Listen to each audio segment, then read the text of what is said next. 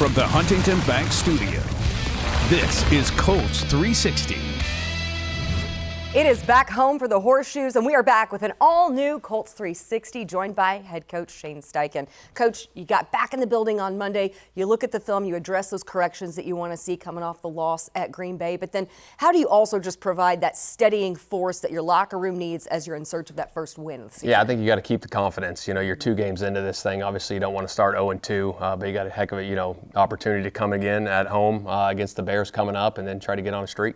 With a young quarterback like Anthony Richardson, he put so much of that Week 2 loss on his own shoulders. You know he's going to take a lot of the blame on that, look at himself, but then how do you, Jim, Bob, Cam, all work to be sure that you're implementing the changes that need to be made, adjustments there, but also keeping Anthony's confidence up? Yeah, absolutely. It starts with us as coaches, getting the game plan dialed up for him week in and week out. And I think he's only going to continue. Obviously, he had a game like he did last week, and coaches included. We had a game that we all would have want back. But I think moving forward, the confidence is still going to be high because we got so much football left. Someone who seemed to come out of Week 2 with a lot of confidence, Jonathan Taylor. He told me going into Green Bay, he needs to be more patient in the run game. Let those guys up front do their work. Certainly saw that come to fruition, more effectiveness on the ground. How do you build momentum with that with your offense? Well, I think it starts up front. Our guys did a hell of a job in that game running the football, and we got to continue doing that moving forward for sure. A lot of guys working through a variety of different injuries, but one I want to ask about DeForest Buckner. Went into Green Bay with the back injury, and then you see what looked to be really grim when he goes down with the ankle, gets carted off. Looks like not as severe, certainly, as it could have been. How do you measure the toughness of DeForest Buckner? Yeah, I mean, just being around him the past 2 years that I've been around him, tough as they come, without a doubt. Playing with the back that he had, and then obviously getting the ankle in the game. But if he can be out there, he's going to be out there for his guys. I know that about him for sure. And we saw Josh Downs start to make progress last week, work his way back in. What do you need to see from your wide receiver to make him an option for next Sunday against Chicago? We'll see how the week goes, but he was doing really well last week. Obviously, we just held him out, and then we'll see how this week goes, see how he's running around, see how he's coming out of breaks, and see how he feels with that ankle. Bears coming into Lucas Oil Stadium for Week 3. Chicago was here last year. 2 joint practices in training camp. You had a preseason game against them. Certainly some different wrinkles with them. New season, a few changes to their roster. But how much can you benefit just from some familiarity with the Matt Eberflus defense, what he likes to do? Yeah, obviously there's some familiarity there, like you said, with the preseason game and obviously the joint practices. But it is a new year, new team, and you go from there. But you go in, you watch the film, try to put our guys in the best position to go make plays for this Sunday. And Chicago coming off a loss at Houston, how beneficial is it? How much can you draw from having that common opponent, especially this early in the season with each of you already having faced the Texans? Yeah, no doubt. Obviously, when you watch the tape, you go through it and just kind of see the carryover, what's there, and obviously how to attack, both sides of the football, offense and defensively going forward. Back home at Lucas Oil Stadium, 1 o'clock kickoff, as most of ours are. That means, an early arrival to the stadium. What are the components of your typical pregame routine when you get there on Sunday? I usually get into my office. I'll have a cup of coffee in there. I'll go through the call sheet, look over again. I do that the night before, obviously, and then do it, in my office. Then I'll go through and I'll walk the field a couple times and just kind of play the game in my head. Go through different calls, different spots on the field, how the game's going to go. Coach, you mentioned walking around the field pregame for a little bit, and we often see a lot of coaches who will take the stairs before the game to work out some nerves, maybe work up a good sweat. And last week at Lambeau Field, coaches did that from both the Colts staff and the Packers staff, all for a greater cause. That's the Greg Knapp Memorial Fund. We talked with Jim Bob Cooter. Greg Knapp was a mentor of his about the benefit of this Greg Knapp Memorial Foundation, the work being done to raise awareness against distracted driving, along with a $5,000 donation from the Ursay family to further those efforts. Coach Greg Knapp, I was with him in Denver 2013. He actually got me started running the stadium stairs before games, which is a habit that I've sort of held on to for 10 plus years. Kind of a good way for a coach to get a little bit of a workout and maybe clear our mind before a game. So somebody that was really influential for me as a young coach, and glad to get the opportunity to get back a little bit. We all compete like crazy against each other, but we have to support our own. And Greg Knapp, such a beloved figure in the coaching circles. You can't find anybody to say a bad word about him. He's such a great guy. You see both staffs running out here, and it's really cool. There was just no hesitation for any of us to say yes. It was it was an exciting opportunity to get out here. It's a testament to who he was and how he lived his life, and how so many people have so many great Greg Knapp stories. Really cool of them to make that contribution and sort of give towards a cause we're all sort of thoughtful of, and it's important to us. So big for us coaches. It's always not as bad as you think, but it's also never as good, right? So you try to stay a little bit in between. Never ride the highs of too high or too low. And so I think after looking at the film, certainly we left a lot of yards in the field. Next on Colts 360, the longest tenured Colt, Ryan Kelly, provides perspective on shaking off that 0-2 start. That's still ahead on Colts 360.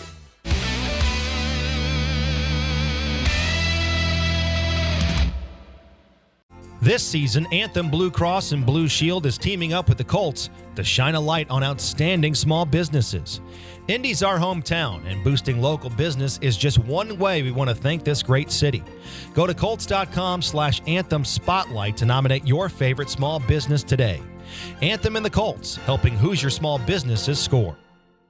Forte Sports Medicine and Orthopedics, proud orthopedic partner of the Indianapolis Colts.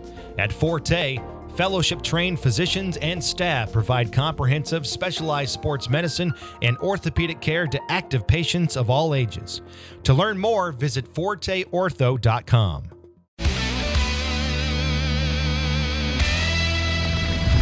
Back-to-back home games ahead for the Colts, and who better to join us than team captain, the longest tenured Colt, center Ryan Kelly. Ryan, in your time here in Indianapolis, there is not much that you have not experienced or endured. You think back, 2018, you guys went 1-5, made the playoffs, sitting at 0-2 right now, but avoiding any sense of panic whatsoever. How do you really be the steadying force for the locker room, especially with the young quarterback? Yeah, I think certainly I don't think anybody felt good after leaving the field yesterday in Lambeau. And then you come in today, diagnose the film, and see, it's always not as bad as you think, but it's also never as good, right? So you try to stay a little bit in between, never ride the highs of too high or too low. And so I think after looking at the film, certainly we left a lot of yards in the field, which is, you always wish you can get those yards back, but you can't. And I think that what we fall back to is our fundamentals as an offensive line, as a team. It's just the small details, right? It's a point here, it's a communication error here, it's a drop ball here or missed block here to spring a big run. And so I think it's just, 0-2, I think the fans maybe get a little panicked and whatnot, and certainly not the start that we wanted to have, but being in this game long enough to know that this is a long season. 17 weeks, which you're guaranteed, and so, 15 of them left, right? How are you going to mark, keep your stamp on the 2014 season or 2024 season? And I think that it just starts, Wednesday on the practice field, right? If we practice well, we typically play well. I think that's the key to this week and going forward. You talked about the yardage and got some yardage going in the run game. Jonathan Taylor over 100 yards last Sunday. What did you guys establish as an O-line that you want to carry forward going into week 3? Yeah, I think if people look at our 23 season, one thing that we held our hat on was being able to run the ball against, many different defenses, different fronts. So we know going into this year that it's going to be tough sledding sometimes, right? It's not going to be defenses lining up and just being able to tee off on them, right? So we have to handle movement, handle adjustments, blitzes, and stuff like that. I think our coaches did a great job of giving us plays that are a little bit unique and keeping the defense honest. I think is a big point in the NFL. And so JT obviously had a big day from some of those explosive runs. Early on, it was a little bit stalemate, a little slow, but then we finally got going. But at that point, it was just too late. So coming out, starting fast, starting with the run game, I think it's going to be a big point of emphasis for us. And as the guys up front, taking it upon our shoulders to go out there and execute and really to carry the team, and everything flows. When the run game's going well, the pass game goes great. The screens go great. And so continuing that up, this week will be huge. Last week, though, Alabama got the best, won handily against Wisconsin. Did JT or Tanner Bortolini, your fellow O-lineman, have the guts to make a friendly wager about that Bama-Wisconsin battle a week ago? It hasn't been addressed yet, and I haven't Okay. gotten much comment from them on the game. I checked it. We didn't watch it together, but I checked it, and after about halftime, I was like, I think we got this one in the bag. So Thanks. bragging rights for another year. Roll Tide, of course. Well, we talked about experience against seeing a number of different defenses. You have years of experience going day in and day out up against a Matt Eberflus defense. Chicago Bears coming in this week. Of course, different personnel that he has, maybe a few different wrinkles in Chicago. But how much do you benefit from just knowing so well that Eberflus scheme? Yeah, I mean, seen it for a couple years. It's a tough scheme. I mean, there's a lot of movement, a lot of penetration, disrupting your offense with negative plays. Just kind of hiding blitzes inside their secondary to kind of make you think it's coming one way and go the other, right? So a little bit of facade there. Then I know they're going to be a well-coached defense. That's who Flus was when he was here. And I watched them a little bit last night too. They're a good defense, right? And I think it's everybody.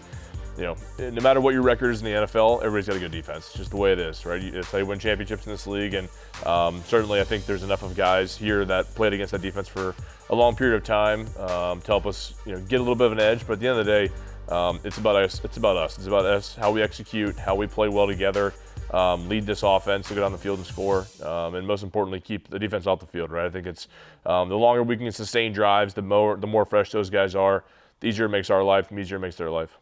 Colts are back at home. Meanwhile, back at the Kelly home, another roster addition on the way. The excitement for you and Emma to welcome Kelly baby number 4. Yeah, big time. It's starting to get really real because it's getting really close. And so any day now or any week, we'll see, and our lives will be turned upside down a little bit. But I think one thing that we're really good at is weathering the storm and pushing through whatever comes our way. So 3 under 1.5 was not necessarily the game plan that we had in mind, but guys were really good to us, for a long time, and certainly our daughter up above will welcome this one into the world. And I know that Colts Nation's followed our story, pretty heavily throughout the years, especially our hard times, and then the boys making an entrance into the world, way too early, which we have to spend some extra time with them in their early years. But I think this will be a great moment for us as a family to go full term for the first time and have a great pregnancy. Hey, good timing as well with 2 straight home games. You're not going to be on the road, so glad that worked out as well. It did work out well. Yeah, we wanted to get past Wisconsin, so that was a big one for us. Hey, you are past it. More love and joy coming to the Kelly fam, and more Ryan Kelly on this show, because you broke down for us some secrets that go into pre-snap communication, and who better to break it all down than our 9-year veteran. Ready, break, go to the line of scrimmage. You're setting the table for the rest of the guys. I obviously in the middle, so the ball's in between my feet. It's a lot going on. Where are the threats? Where do we feel like they could bring blitzes from? Ready. You know what to expect when you get to the line of scrimmage. You can see things, and from there, it goes a million different directions. 180. What up?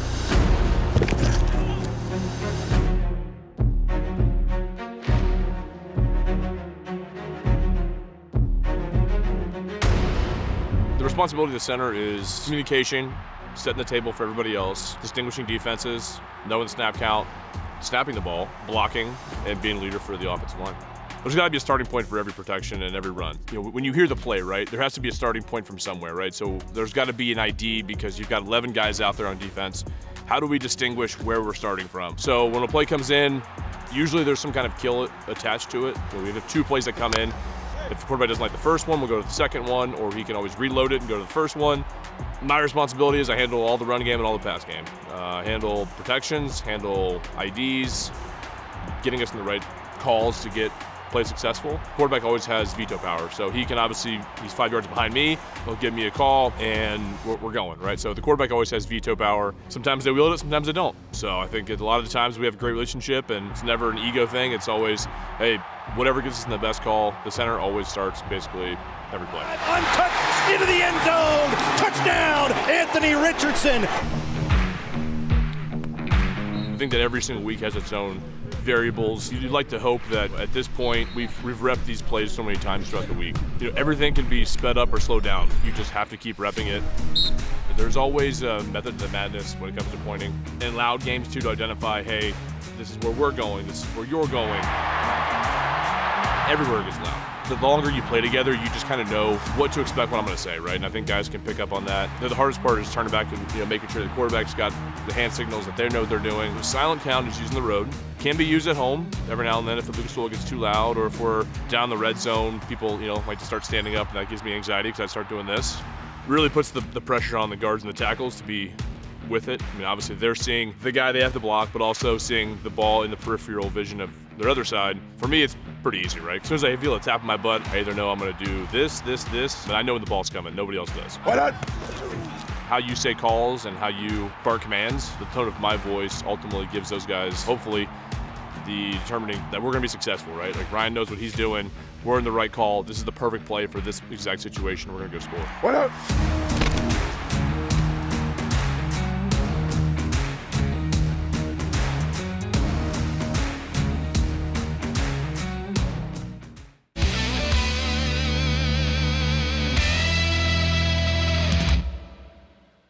Snickers Rookie Mistake Program is back again this season. Learn how you could win Super Bowl 59 tickets at snickers.com/NFL.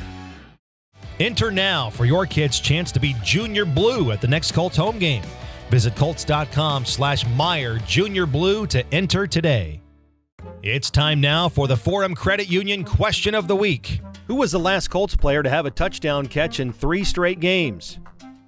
Michael Pittman Jr., Week 17 and 18 of 2022, and then Week 1 of 2023. Visit the Forum Credit Union Fan Forum section of Colts.com to interact with other fans online.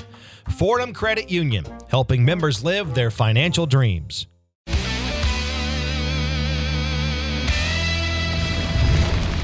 Inside give Jacobs. Jacobs slithering off the tackles. He lost the ball, though. It's picked up in the end zone by the Colts, by Liatu Latu, and it's going to be a touchback for the Colts as Jacobs, right as he was getting ready to cross the goal line, he lost the ball, and then it went rolling into the end zone about 2 yards deep, and the Colts pounced on it with Liatu Latu.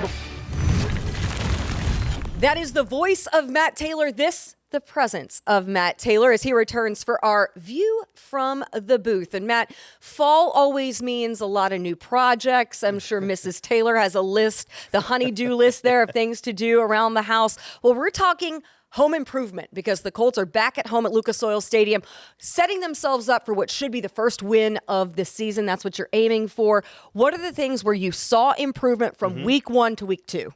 Well, I think you start up front in the running game, carrying over from Houston to Green Bay. The Colts were more efficient. Jonathan Taylor went over 100 yards, his 17th career 100-yard game, and he did it with only 12 carries, and he did all of his damage before the fourth quarter. He had 5 plays over 15, so the offensive line did a nice job against the Green Bay Packers, but in totality in 2 games, the Colts have also only allowed 3 sacks. So the O-line, whether it's the passing game or the running game, has done a nice job. Well, before you head to the hardware store, you got to get your list, the necessary tools, all the equipment. What are the things that need to improve as you go into week 3 and you have a position back at home against Chicago? Well, I think it's just complementary football on both sides of the ball, offense and defense.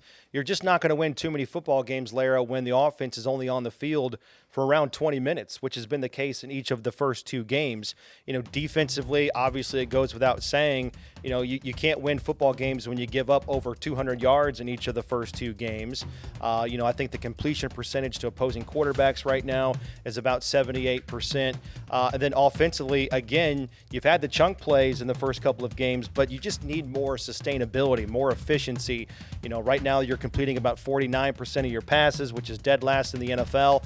But I looked it up. The Colts have 8 possessions this season, Lara, where they've had the ball for 2 minutes or less. You got to help the defense by staying on the field. So complementary football is the biggest, fall chore through 2 games for this Colts team. Well, in week 1, you got to call what was one of the most exciting plays that we have seen in the early part of the NFL season. Now we have Anthony Richardson and Alec Pierce, their perspective of that 60-yard touchdown in week 1.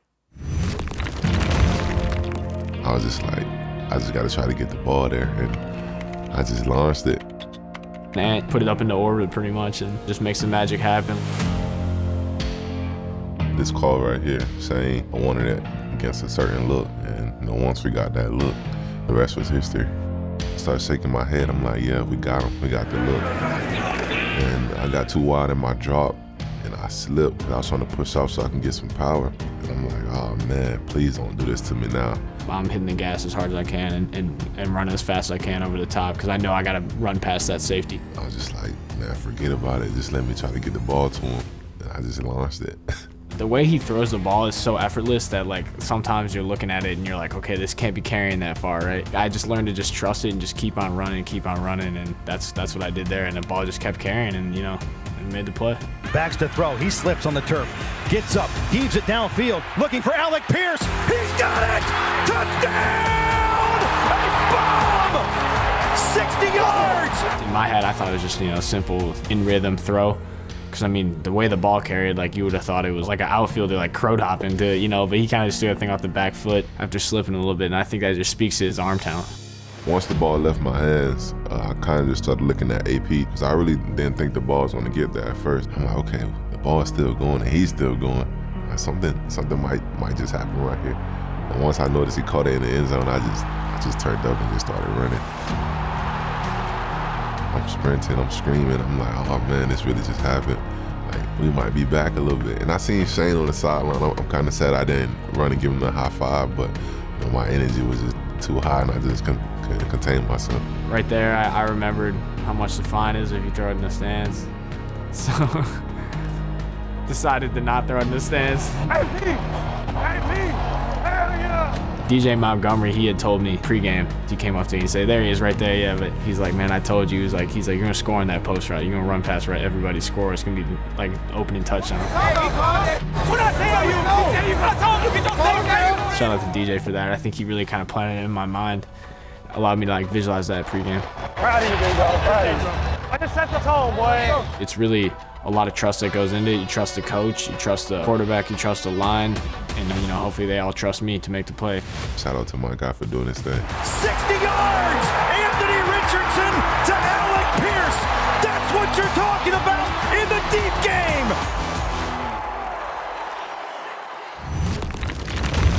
Looking forward to more touchdown celebrations. Lucas Oil Magic, the crowd is going to be fired up for this one. Mayte, where can people catch all of the radio coverage on Sunday? Yeah, radio coverage on the home of the Colts, 93.5, 107.5 The Fan in Indianapolis, sister station as well, 97.1 Hank FM. Starts at 10 o'clock in the morning on Sunday, 9 hours of coverage in Game 3.